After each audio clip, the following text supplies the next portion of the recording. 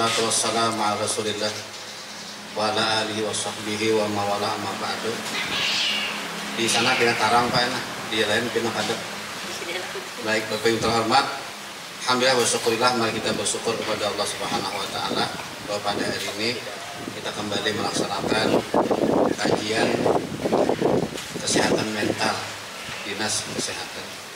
Terima kasih atas ruang tempat waktu yang diberikan kepada ulun, dan ulun yakin bahwa apa yang sudah kalian miliki urusan pengetahuan keagamaan itu berbeda dengan apa yang kita miliki. Tinggal kita memahami, mengaplikasi, dan kita jadikan sebagai pegangan hidup. Nah, pada pagi yang mendekati hujan nih kayaknya, mudah-mudahan kita akan ingin mengajak lihat Al-Quran berkenaan dengan surah ke-89, 80, 81. Ya.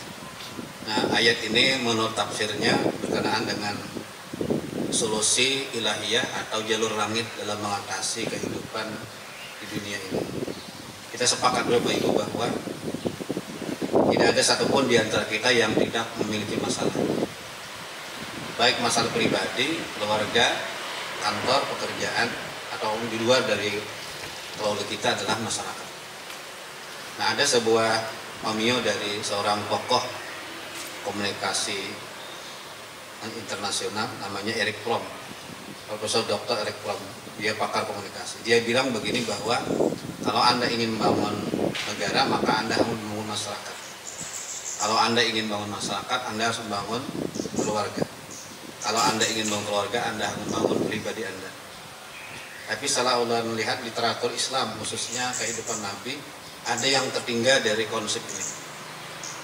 Nah, kalau Anda ingin membangun pribadi Anda, maka Anda harus menghidupkan zikir Anda. Eric Fromm bukan Islam, tentu dia tidak bisa menyelusuri kedalaman hati seorang kepada Allah Subhanahu wa taala. Nah, ulun ingin menyampaikan kepada kita semua bahwa terkadang kita mendapatkan masalah, kita tentu ingin mencari akar masalah, kemudian kira-kira obat apa yang pas, setelah itu kita konsumsi, dan kita berharap dengan mengkonsumsi itu kita sembuh. Nah, di antara kiat-kiat Islam dalam menyelesaikan masalah itu adalah pendekatan jalur langit namanya. Ulun menyebutnya konsep ilahiyah. Nah, dalam Al-Quran itu dalam surah yang ulun sebutkan tadi, di sini surah Al-Isra, Al-Isra ayat 79, 80, 81. Belum baca. Wa minal laili fatahajjad bihi nafilatal lak asa aya ba'asa rabbuka maqaman mahmud. Ayat ini berkenaan dengan bahwa hendaklah sebagian kita melakukan salat tahajud. Tahajud itu salat, kalau tahajud itu pasti qiyamul lail, tapi kalau qiyamul lail belum tentu kita tahajud ya. Tahajud ini bagi Rasulullah adalah wajib, bagi kita sunnah. Tetapi kata Profesor Dr. Nazrul Umar, mari kita jadikan sunat itu sebagai kebiasaan kita sehingga terkesan wajib. Kenapa tahajud ini hebat Bapak Ibu? Yang pertama adalah bahwa orang tahajud itu termasuk ibadah yang ikhlas. Apa kira-kira alasannya? Untuk bangun malam itu bukan perkara yang mudah Bapak Ibu. Ya, kita tidur itu kalau tidur kita dalam keadaan stabil, nyaman, pikiran kita nyaman, awaknya sehat, saya kira gak mudah. Tapi itu pun memerlukan perjuangan untuk bangun malam.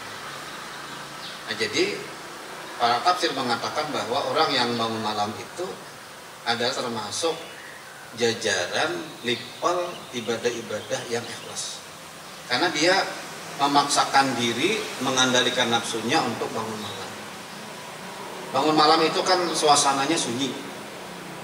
Kemudian lagi mencapai banyu itu, wah, tahu topiannya kalau di bulan puasa mungkin taramih karena orangnya banyak. Nah, tapi kalau sudah di luar puasa, sangat bersifat pribadi sekali, ini memerlukan perjuangan. Tapi Allah menjanjikan ayat yang berikutnya. Ya, apa yang berikutnya? Belum terhormat, belum baca ya. Wa qur rabbi adkhilni mudkhala sidq, 1. Wa akhrijna mukhraja sidq, 2. Waj'alni min ladunka sultanan nasir. Orang yang melaksanakan tahajud, orang yang melalui jalan langit, jalur khusus, nomor khusus. Pertama, bahwa disebutkan masukkanlah aku tempat masuk yang benar. Artinya seluruh persoalan yang kita hadapi itu asal usulnya dari Allah Subhanahu wa taala. Tapi ketika sebuah permasalahan itu ditimpakan kepada kita, Allah berikan juga jalan yang keluar, yang terbaik untuk kita. Dan setiap malam lebih terhormat, malaikat itu atas perintah Allah turun untuk melihat mana hamba-hambaku yang bangun malam untuk tahajud. Nah, jadi di sini di kita pahami bersama bahwa Allah ingin memberikan kepada kita, masukkanlah aku ke tempat masuk yang benar dan keluarkanlah aku dengan keluar yang benar dan berikan kepada aku dari sisimu kekuasaan yang menolongku. Yang pertama adalah Allah masukkan kepada kita orang-orang yang saleh, orang yang berdoa kepada Allah malam ketika orang tidur. Kita laporkan semua permasalahan yang kita hadapi, ya, apa saja. Nah, kalau kita lapor kepada makhluk itu ada batasnya, ya. Proposal itu bisa ditelaah ulang, telah. Nah, apalagi kalau duit, ini efisiensi pulang. Nah, tapi kalau kita kepada Allah, semakin kita banyak berdoa, semakin kita banyak mengeluh, semakin banyak kita curhat kepada Allah, itu Allah semakin senang. Wa ija sa'alaka ibadi fa inni qarib. Kata Allah dalam Al-Quran, ya Rasul, katakanlah kepada hamba-hambaku, kalau dia tanya kepadaku, katakan aku di dekat. Nah, mendekati Allah itu adalah melalui ibadah. Di antara sakit ibadah yang dicantumkan dalam Al-Quran namanya tahajud adalah yang kita sebutkan dalam ayat ini. Nah, oleh karena itu, saya kira ini perlu kita menjadi solusi yang sangat penting untuk kita lakukan. Karena keterbatasan akal kita, keterbatasan wewenang kita, keterbatasan jangkauan kita itu akan mempersulit kita untuk menemukan solusi yang terbaik. Maka jika kita membiasakan ini, ya kadang-kala setahun sekali misalnya, ya 2 tahun sekali, ya kalau kadang-kala 2 tahun sekali, setengah tahun sekali, kadang-kala setahun sekali, sebulan sekali, kadang-kala sebulan sekali, 2 bulan sekali, kadang-kala. Nah, nanti insya Allah kalau itu terbiasa, terbangun, maka insya Allah tanpa alarm pun dia akan bangun dengan sendirinya. Saya kira itu Bapak Ibu saya yang Allah hormati, karena kondisi cuaca, ya kalau pian bakajutan, pian bubar, ulun lupa seorang kawan pian, rasakan pian situ jer. Nah, ulun bang tak kalah. Mudah-mudahan ini ada manfaatnya. Nanti kalau pian ingin lebih jelas silahkan surat yang ke-17 Al-Arab ayat 7, 79, 80, 81.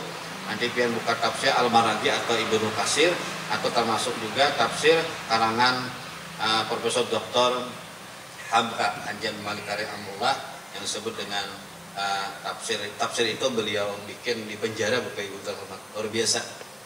Di penjara itu bisa menghasilkan tafsir 30 juz. Itu salah satunya tokoh nasional kita adalah Profesor Dr. Hamka, disebut dengan tafsir Al-Azhar. Nah, mudah-mudahan ada manfaat. Akhirul kalam, wallahu fi tarik. Assalamualaikum warahmatullahi wabarakatuh. Bismillahirrahmanirrahim. Alhamdulillahirabbil alamin. Wassalatu wassalamu ala asyrafil anbiya'i wal mursalin sayyidina wa maulana Muhammadin wa ala alihi washabbihi ajmain. Allahumma ja'al jam'ana hadza jam'an marhumah wa tafarruqana min ba'dihi tafarruqan ma'sumah. Allahumma yassir lana wa la tu'assir. Allahumma hasibna hisaban yasira. Allahumma inna nas'aluka ilman nafi'a wa rizqan halalan wasi'an wa amalan mutaqabbala. Dan bi subhanakallah wa tahiyyatun bi assalam. Wa akhiru da'wana alhamdulillahi rabbil alamin. Taqabbalallahu minkum minna minkum taqabbal ya. Ya, kan.